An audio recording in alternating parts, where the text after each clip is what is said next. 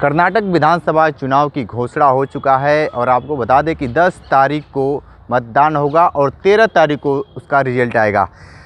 कांग्रेस और भाजपा वहाँ पे दो पार्टी हैं जो एकदम बेहतर तरीके से लड़ाई लड़ती हैं, लेकिन इस बार लड़ाई थोड़ा सा ऊपर नीचे होगा, क्योंकि जिस तरीके से राहुल गांधी की सदस्यता गई है उसको लेकर भी काफ़ी असमंजस में लोग हैं। लेकिन आपको बता दें कि सीधे तौर पे बात कर लेते हैं कि कर्नाटक चुनाव को लेकर कांग्रेस की स्थिति क्या रहेगी। हम सीधे तौर पे चलते हैं, वैभव त्रिपाठी जी से बात करते हैं कि क्या स्थिति। वैभव जी, घोषणा हो चुका है विधानसभा चुनाव कर्नाटक को लेकर, क्या स्थिति रहेगी कांग्रेस की?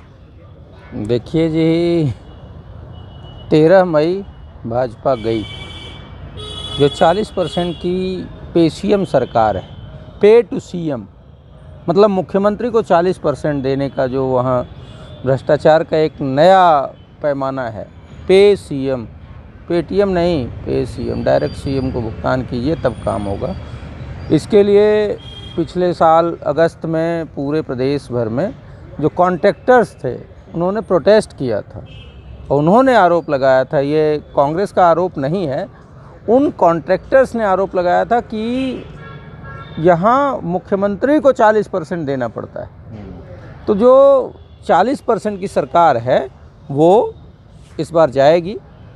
उसके कई कारण हैं। एक तो सरकार में बहुत ज़्यादा भ्रष्टाचार है, महंगाई मुद्दा है।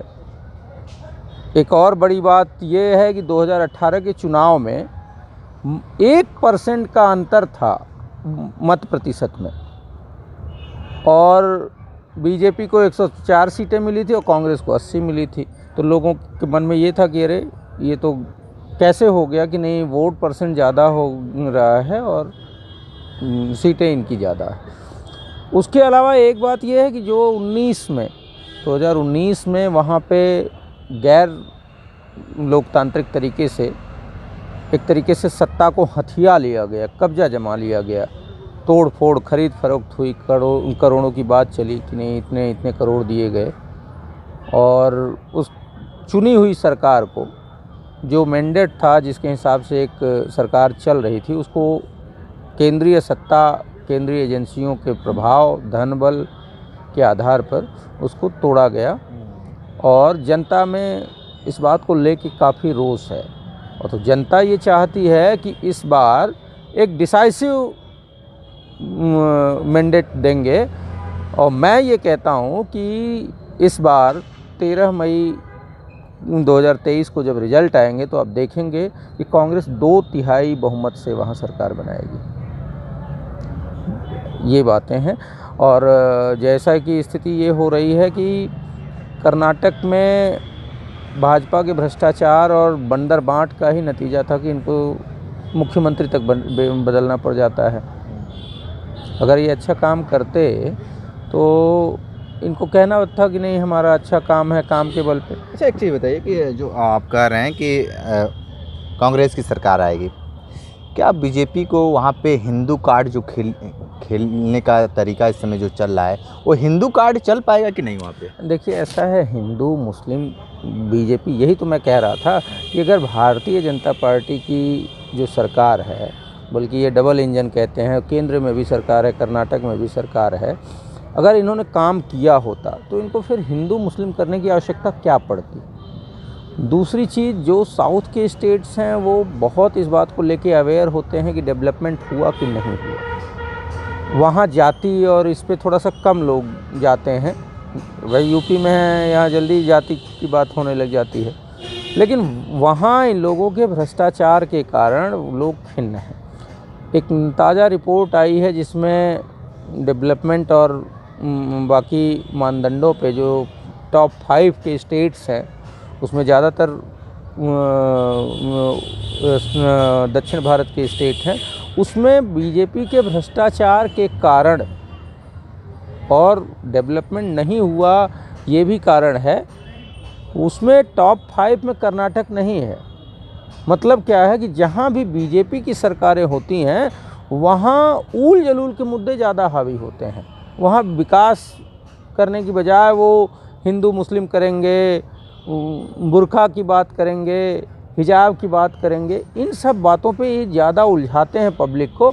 और इसका फ़ायदा लेना चाहते हैं। लेकिन जब जनता की पेट पे लात पड़ती है, जो महंगाई है, जो बेरोजगारी है, ये जनता के पेट से जुड़ा मामला है। आपकी जैसे चुनाव भी, जैसे लोकसभा चुनाव हुआ था तो जैसे लग रहा था कि इस बार सरकार बदल जाएगी, सभी लोग कह रहे थे कि महंगाई है, बेरोजगारी है, लेकिन वो कहीं दिखा नहीं।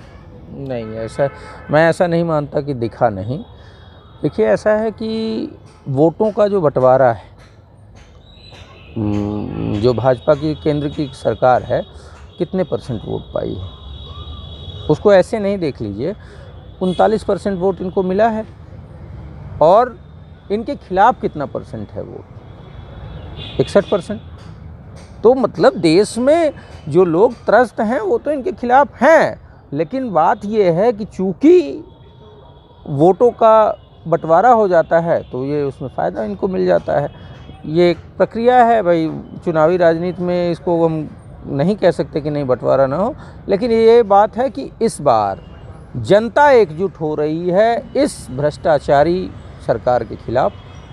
तो जनता का ये मानना है कि बीजेपी को हमको हराना है, बीजेपी को हटाना है, इसलिए जनता एकजुट हो रही है। और मुझे ये लगता है कि 2023 में जिन राज्यों में चुनाव होने हैं वहाँ भी ये चीज़ें होंगी, और मेरा अनुमान है कि 2024 के चुनाव में भी जनता के एकजुट होने की जो स्थिति दिख रही है, उसको देखते हुए विपक्ष के दल भी एक होंगे और एकजुट होकर विपक्ष लड़ेगा। कर्नाटक में 224 सीट हैं, कांग्रेस के पाले में कितनी आएगी?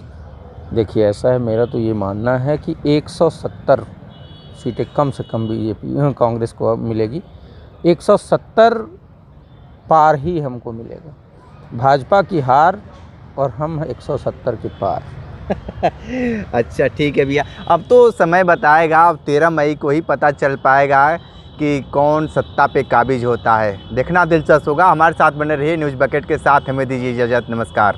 पेश है न्यूज बकेट हिंदी मासिक पत्रिका। पढ़ें इस महीने की पूरी खबर विस्तार से हमारे न्यूज बकेट की मैगजीन में। हमारी ई मैगजीन को मुफ्त में पढ़ने के लिए अभी लॉग इन करें www.newsbucket.in पर। इसके अलावा रोज की ताज़ा खबरों के लिए हमारे YouTube चैनल को तुरंत सब्सक्राइब करें।